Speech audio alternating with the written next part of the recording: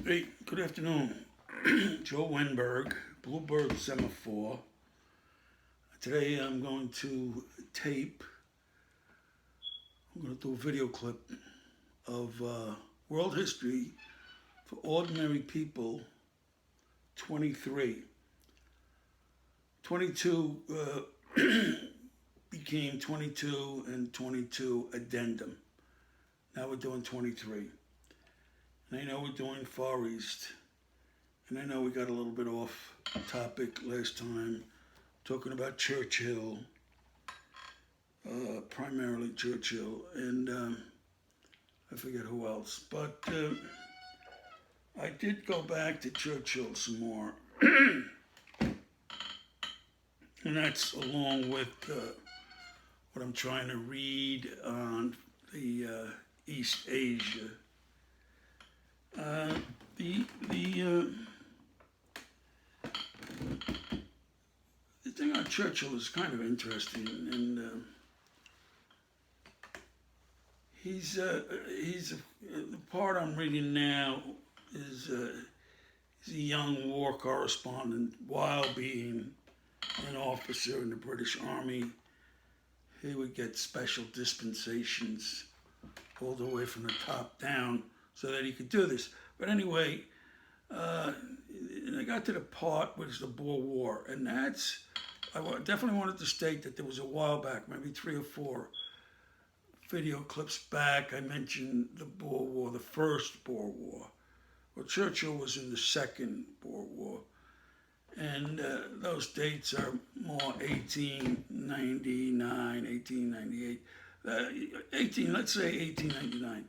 The other one, the first one, was more like 1880 and such, and the treaty was in 1884, and that the advantage there was the Boers.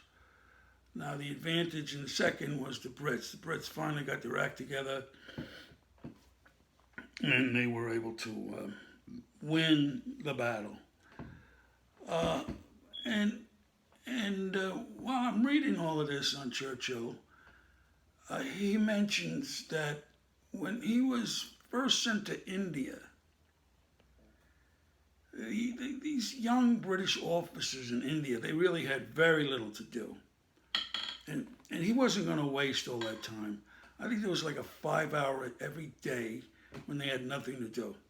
So he took the time to go out and have his mother send him books. He went with all the major authors. You know, like today, that would be poo-pooed, I think. You know, they really want you to more to go out and read the newer writers and the avant-garde and those with different theories. But in Churchill's day, that wasn't the case. So he was reading the likes of Macaulay, which is the history of the British Empire, the history of England, probably the history of England. And he was also reading Gibbon's Rise and Fall of the Roman civilization, and a bunch of others. But the names, you would recognize the names. He's not going to read any obscure people. I believe they didn't do that in the 19th century. They went for the meat and potatoes if they were going to be well versed. And he found out, to his dismay, because actually what he really wanted was a life in politics and government, and he knew he would have to become a more well-rounded individual so he could give good speeches in the House of Commons, in Parliament, wherever. And he instinctively knew that although he had a reasonably good education, he was not well educated by any stretch of the imagination. He wasn't. So he decided, I think at age 21 or 22, that he was going to self-educate. And once again, Manchester is calling him autodidactic because he basically read to learn a great deal of what he knew and then would go on and form his great speeches based on that. The point that I'm trying to make is that at this stage in his life, Churchill was reading these great authors. Now,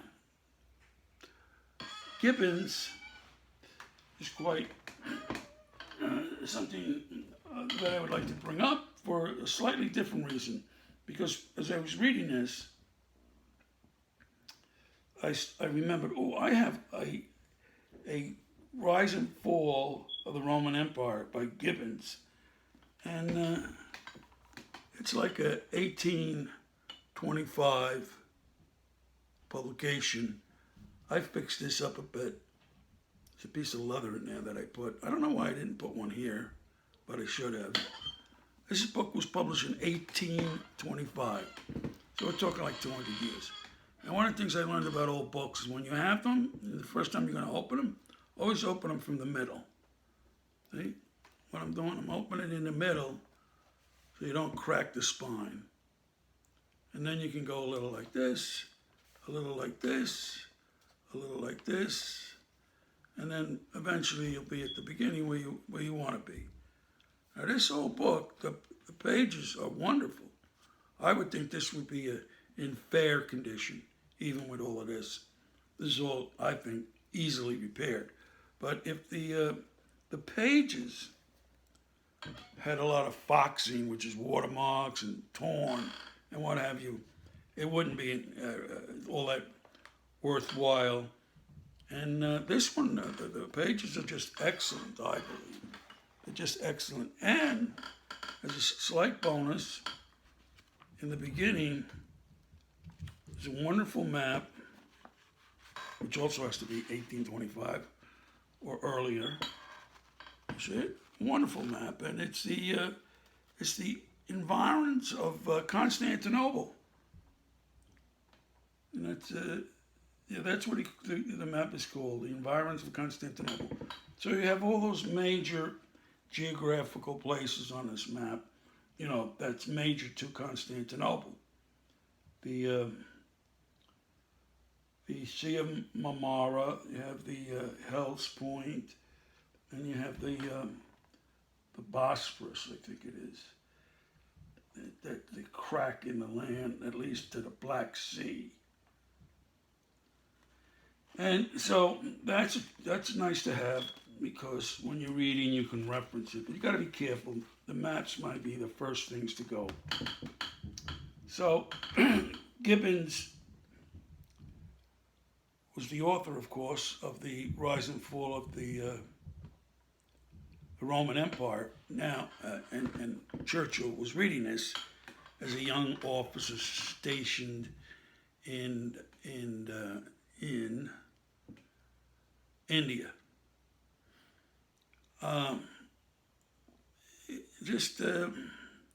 I really don't want to go too deep into his time in India. I'll do that hopefully at another time. But I wanted to bring this up, the Gibbons, and that I had the old book. And I also remembered, because we were talking Churchill in India, that I had a book, an older, but not that old, but a book on Rudyard Kipling.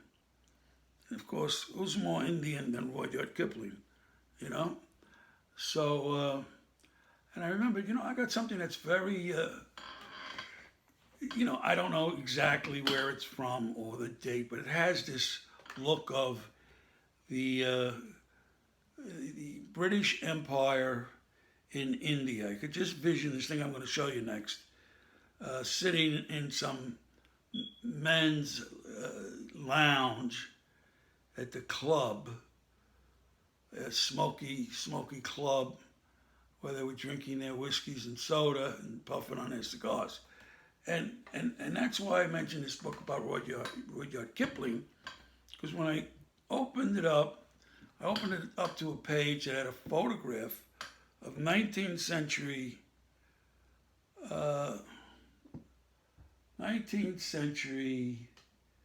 city in India, which isn't called this Bombay anymore. I think it's called.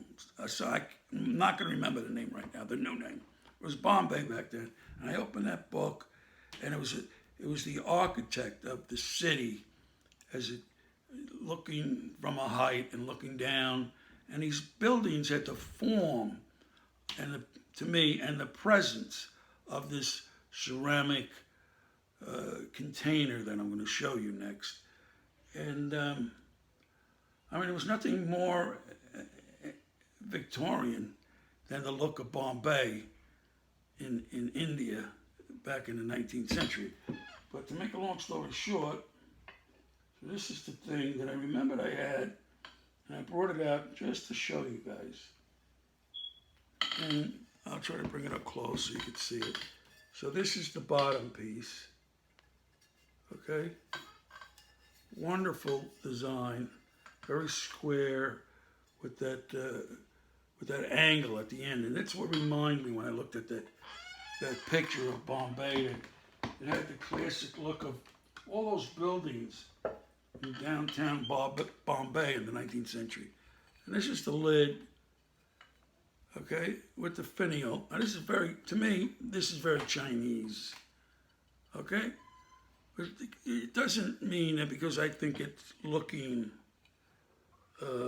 Bombay and India in the 19th century, that it could have been Chinese. It could have been brought with one of the British troops over to India. I don't really know. There's no date on it, of course. There's no mark, and that's what it looks like. And I mean, to me, this is a wonderful piece. Wonderful piece. It's got a little of that crazing, but very, very, very minute. Just a little of it. And that was something that the Japanese like to do, crazing. But there's no way that I would attribute this piece to Japanese. As a matter of fact, the blue in this, you see it, undoubtedly, in my opinion, that's crushed lapis made into a glaze. And the gold on this is real gold. As old as this thing is, there's not a bit of tarnish anywhere on the yellow, and you can tell it's metallic when you look at it. So I don't want this to turn into show and tell, but it is history, and I think both these items, the Gibbons book on the rise and fall of the Roman Empire, and this ceramic piece, I think they they certainly could be classified under visual history. And so we talked about that era. In that era, there were some major British soldiers, as you might imagine. And one relative to what we're talking about is Gordon, George or Lord Gordon, also known as Chinese Gordon. And he was known as that because he did a relatively large assignment. He had a fairly large assignment in the 1860s in China. And the Chinese country was being overwhelmed by all various,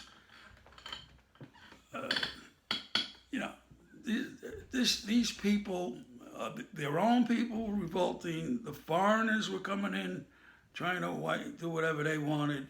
There was a lot of things going on, and the revolt that went on that Chinese Gordon had to get involved in was the Taiping, like that. I'm not sure if I'm pronouncing it right, but he had to get involved in that, and he and the Chinese people did square that all away. The role given to Gordon was to become the commanding officer of a regiment, an army given the somewhat unusual name of the Ever Glorious Army. And it basically was 3,500 Chinese peasants who were decent fighting men. And Gordon used them to do what he had to do. He got assigned to the Chinese general. He was part of their staff. The Chinese general made him pretty much a top dog in his army. He was given honors and medals from the Chinese. And that rang a bell with me because during World War II, the Chinese and the Americans did the same thing with another general who I've already mentioned, General Joseph Stilwell, or Vinegar Joe as he's known to his men and other people. So it seems to be something that the Chinese and Westerns did at least twice in world history. And in both cases, it worked out pretty well. I'll tell you some things about Gordon, is that he was big-time anti-slavery. He started out not as a very religious person, but in his early years as a soldier, he became religious. And slavery was one thing he wasn't going to tolerate. He also wasn't going to tolerate senseless murdering and killing within the war and torturing and that kind of stuff. If he saw that, he got very upset and he would do things to make that stop. So all in all, he seems to have had a noble personality. Unfortunately, he was very aggressive about being involved in warfare. So an opportunity came up to go do some warfaring in Egypt, which he took. And to me, the rest is history. As you may know, he went up the Nile, or down the Nile, however you want to point at it, but he was going south from Cairo to Khartoum to fight the Mogadishus, or the dervishes, let's call them the dervishes. And of course, his troops get overwhelmed. He tries to stand off the dervishes from the government house, and he's put down by those folks. He was standing there with his revolver shooting at them as he was assassinated. And the end of that story is that they beheaded him, and his head was hanging on the post outside the palace for everybody in the city to see. So that was the end of Gordon. And the other big dude back then in the army was Kitchener, Lord Kitchener. He was big. He was very big. And he tried to prevent Churchill from going to South Africa. He held back the hoity-toities for 2 years. But then finally, the Prime Minister, I think it was Joe Chamberlain, through one other person, asked Kitchener to revise his opinion on Churchill and bring him in. At that point, Kitchener just said, "To heck with it, okay." But he never had he never put any worth or value in Churchill. He thought of him as a young upstart who thought too much of himself. And he probably wasn't far off the mark. The point is, Kitchener was a big, big man in that 19th century era.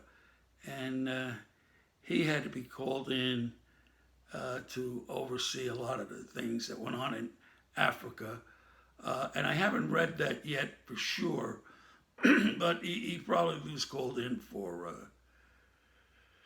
the Second World War. He probably was still around and doing things in the First World War. So he was a major figure. Now, that being said, getting back to East Asia, I have totally forgotten what I wanted to talk about, but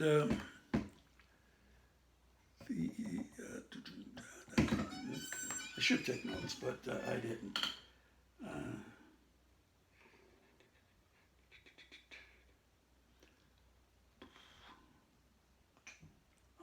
I feel embarrassed. I should have taken some notes, that would lead into what I wanted to talk about in this posting in the East Asia world. I didn't, so that's my fault.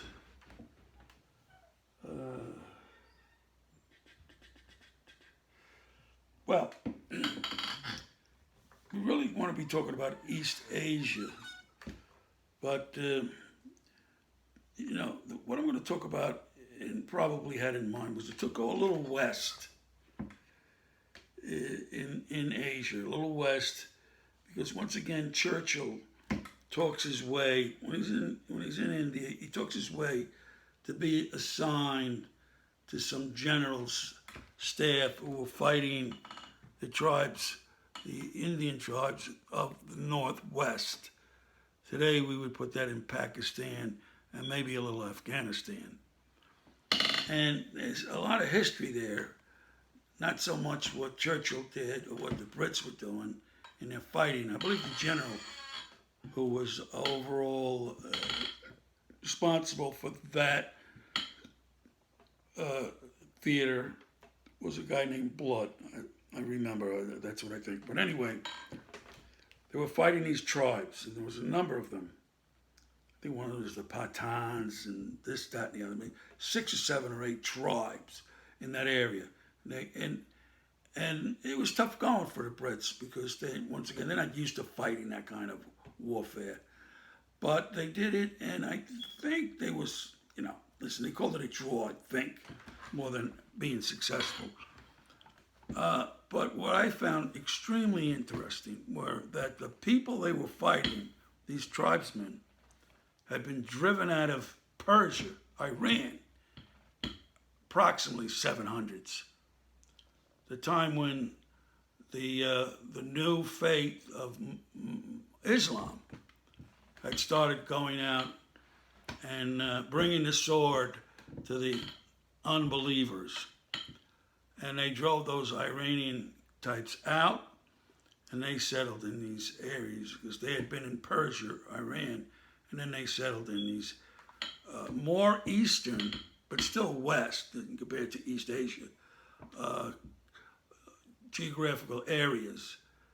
And Afghanistan and that Pakistan part that we think of today is where these people who had to leave wound up. And these people were had a multitude of religious faiths. You can name them all. They were all there. The Zoroastrians, the Hebrews, the Christians. I said Zoroastrians. At least 4 or 5 different religions were those people. And they stayed that way for a long time, hundreds of years, until finally Buddhism was another one. But finally, the Islamic faith took hold, and they became, and for the most part still are, Islamic folks. But they're not Arabs. They're these Persian, Iranian, polyglot people who now, are also still fighting. As it was said not long, but years ago when we were involved in the Iraqi war, that, these people fight all the time. They've been fighting for centuries, and they're going to continue to fight. So that's what they do. Other people watch soccer games or go to Atlantic City and gamble. These folks, they fight each other. And I'm probably making light of it because, all neighboring states fight each other. There's none that don't. They all do. So it's nothing that we should be chiding one group who does it seemingly a lot more than others, because they all do it, We've had skirmishes on the Canadian-U.S. border. We've had skirmishes on the Mexican-U.S. border, in South America, the Paraguayans and the Uruguayans and the Brazilians. They all had their skirmishes. In China skirmishes with Russia, China skirmishes with southern China, Tibet. They all skirmish. That's what neighboring states do. So this was an aside, and yet, when I read about these Western Asian states, and they're pretty much controlled by China now, so I feel it's okay for me to talk about them. But when I see these states, they're not like and they're Islamic for the most part. They are not like the Islamic people we came to know during the Iraqi war. The people in these western provinces of China appear to be in search of a middle-class, civilized way of life that will be beneficial to them, that will be good for their children, and with this attitude, they are okay with a certain amount of authority, and they're not rebel rousers. The people who are doing the rebel rousing in these states are, for the most part, infiltrators from other Islamic states, or maybe homegrown that have become influenced by other Islamic states. So you just got to love the idea of these people wanting to live a middle-class, civilized life with education for their children, with freedom, prosperity, and so on. And I don't know how well China is taking care of them and allowing that to happen. Sometimes I read things that make me enthusiastic, that China is backing this sort of philosophy. And other times I read about China today and here's China. The same old totalitarian state that we had 100 years ago, 80 years ago, 50 years ago. So I'm not convinced one way or the other. I just do really appreciate the documentary that I saw on the people living in western provinces of China and their aspirations to an ideal that, for the most part, the West has been championed since forever. Not in a perfect fashion, of course, because most of the prosperity and most of the good would go to the upper echelons of the society that was giving lip service to wealth and middle class and the values of those classes. Most of the wealth went to the upper classes.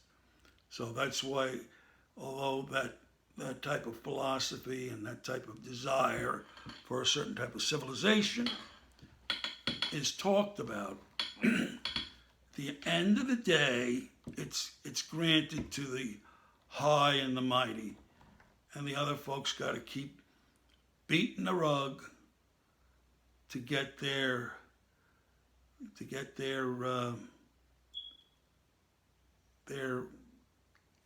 aspirations fed. And I'm not beating up on anybody either. Don't think I am. I'm just trying to say this is what happened. We know it's documented. There was terrorists came in recently into those provinces, did atrocities. We know. Listen, I mean, you read Churchill. He's talking about he joins the Labor Party. He gets his first seat in a labor district, and he goes out and he tells them, yeah, this is good for the country. It's good for Britain. It's good for you. This is it. And what do they know? I mean, they don't know nothing. So they say he sounds great, man. I'm gonna vote for this guy. He sounds great. You know, it's probably like all the people who voted for Kennedy. And listen, I was a big Kennedy lover when he was coming up. All right, big. I could tell you exactly where it was when he was assassinated. And I absolutely loved his ideas, the way he presented himself. Sure, now I know. It was all American aristocracy. I know that, you know. But I was young and I was gullible and I ate it all up. So, and he had some good credentials. He had that PT 109. He was a hero.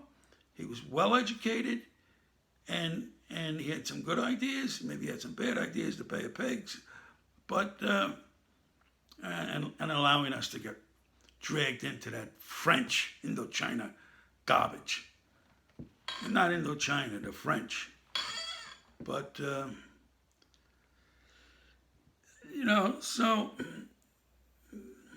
listen, you can't get any more aristocratic than Jackie O and her horse stables in East Hampton, or horse clubs in East Hampton. You can't get any more aristocratic. And horse stables in North Jersey, Somerset County, and so on. But it's the way of the world, and Kennedy, what does he do that, as far as I'm concerned, no other leading figure in our history has ever done, but bring in a hugely respected poet to read a poem on his inauguration day. And what a day that was, windy and blistery, and it was so blistering, so cold. I'm told, and I don't know if I get this right, I'm told that he couldn't read the poem he had written. It was blowing around, so he from memory recited a whole different long poem. There's something not granted or not given, I don't know. But there's a man, Robert Frost, who, you know, the intellectuals, the liberal intellectuals, they don't like him too much. You know, they think he's all apple cider and mill works. You know, but he's much more than that. A very dark, somber person.